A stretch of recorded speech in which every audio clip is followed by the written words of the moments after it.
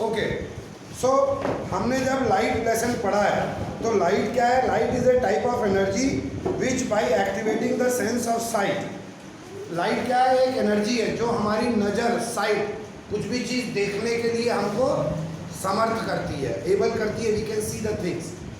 Light वो energy है, that is that kind of energy which enables our sight, हमको देखने के लिए संभव होता है उसकी वजह से, लाइट की वजह से।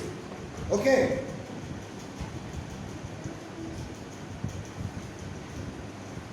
Rectilinear, proportional, reflection, refraction are certain properties associated with light. Rectilinear, एक वर्ड आप लाइट में बार बार पढ़ोगे, वो रेक्टिलिनियर मतलब सीधा, यानी आपको ये मालूम होना चाहिए कि लाइट हमेशा सीधा रास्ता चलती है। लाइट ऐसे घूम फिर के वो सीधा, उसके रास्ते में अगर कोई भी चीज़ आ जाएगी, कोई भी चीज़ आ जाएगी तो वहाँ पे लॉ ऑफ, फिर या तो वो रिफ्लेक्ट होगी या एब्जॉर्ब हो जाएगी या रिफ्रैक्ट होगी या वो उस ट्रांसपेरेंट होगा तो उसके आर पार चली जाएगी। ठीक है, light will either pass through an object, transparent होगा तो उसके थ्रू पास हो जाएगी। ठीक है, ऑपेक होगा तो वो वहीं टकरा के सरफेस से रिफ्लेक्ट होगी। ठीक है, और अगर ट्रांसलूसेंट है तो कुछ पार्ट लाइट का वो पास करेगा, जैसे वो वाला कांच एकदम आर पार ठीक से आप देख नहीं पा रहे हो, लेकिन बाहर की चीज़ें, एक आकृति कोई चल रहा है तो एक शेड दिखेगा।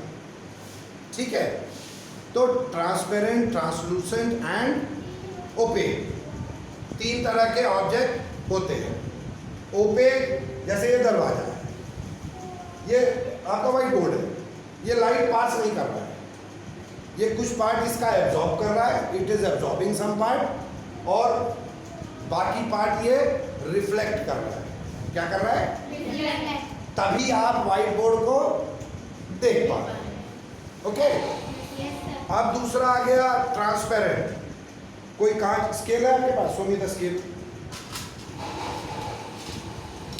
अब जैसे ये स्केल है, स्केल के पीछे ये पेन है, अभी ये ट्रांसपेरेंट तो है लेकिन पूरा ट्रांसपेरेंट नहीं है। बहुत सारे कांच होते हैं, पन्नी, पॉलिथीन होता है ना वाइट वाला, उसको ट्रांसपेरेंट रहता है, आर पार दिखता है ना, शीशा रहता है, आर पार दिखता है, तो वो ट्रांसपेरेंट ऑब्जेक्ट्स के लाइट आर पार चला जाता है।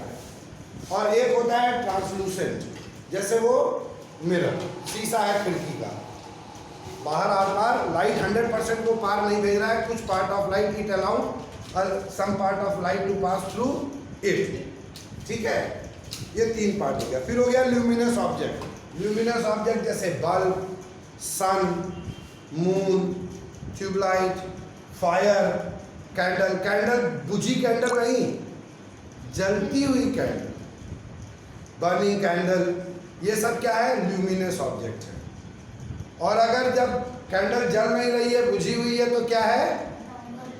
नॉन ल्यूमिनस है। उसमें माचिस लगा के आपने जला दिया, वो ल्यूमिनस हो गई। क्यों? क्योंकि उसमें से लाइट निकलेगी, उसके आसपास आप देख सकते हो। ओके, फिर आ गया आपका non luminous object. Table, chair, cycle, motorcycle, car, fridge, इनमें सब में से रोशनी निकलती है क्या? लाइट चले जाती है तो दिखता नहीं है ना, ये सब अंधेरा हो जाता है ना। दिखता तभी है जब या तो कैंडल जलाओगे या इन्वर्टर से बल्ब जलेगा ना। तो luminous object means the objects which emits their own light या the source of light. The objects which are source of light, they are called as luminous object. Luminous object में भी दो तरह के होते हैं, natural and manmade. Bulb manmade luminous object है, candle manmade luminous object है कि नहीं? मून, मून भी नेचुरल नहीं है, उस पर रिफ्लेक्ट होकर सन की रेज मून पे टकराती है, पृथ्वी पे आती है। और नेचुरल क्या है? Sun. Sun is the natural luminous object. Okay, moon को भी एक डिबेटेबल पॉइंट पे लोग बोलते हैं भाई, ऑल्दो वो उसकी सोर्स ऑफ लाइट नहीं है, बट इट है, it is a source of light in night. क्यों? क्योंकि वो सन की रेस को रिफ्लेक्ट करके अर्थ पे भेजता है। फिर आ गया reflection of light. Reflection of light मतलब लाइट आई, टकराई और गई। रोशनी आ रही है, टकरा रही है, टकराई एक सरफेस पे और स्कैटर हो गई, जो हमको देखने में संभव करती है, which makes us enable to see the object. Okay, फिर आपने इंसिडेंट रे समझ लिया।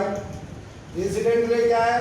जैसे ये सरफेस है, ठीक है, ये सरफेस है जो लाइट को अपने थ्रू पास नहीं करता, या इसको मिरर समझ लो, कांच, ठीक है।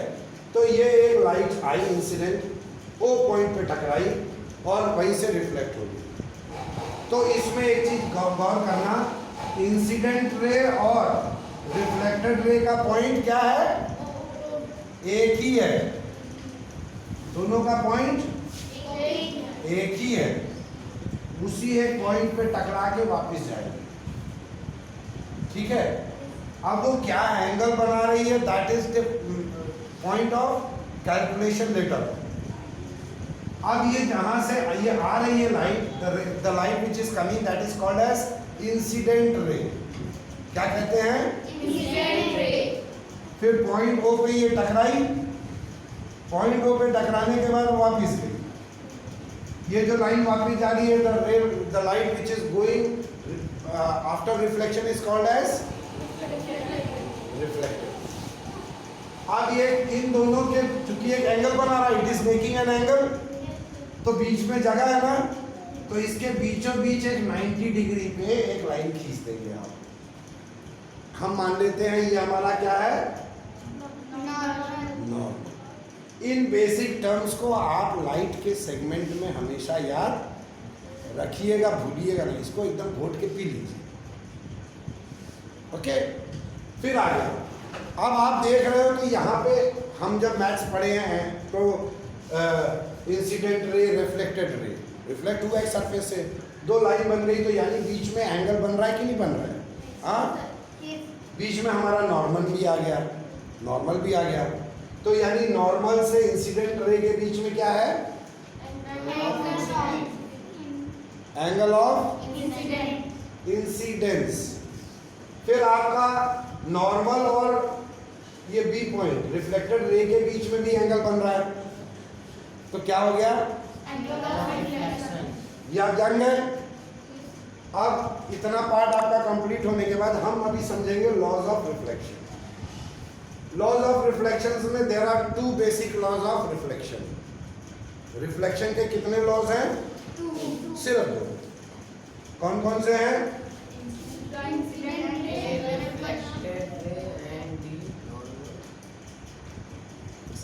The incident ray, reflected ray and the normal all lie in the same plane.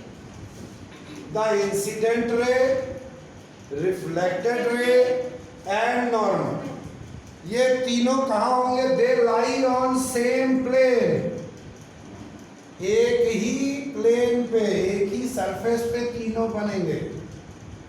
अलग अलग जगह पे, अलग अलग सरफेस पे, जैसे आपका इंसिडेंट रे का पॉइंट यहाँ बना, तो रिफ्लेक्टेड रे का पॉइंट यहाँ बन जाएगा, नॉर्मल यहाँ बन जाएगा, ऐसा नहीं होगा।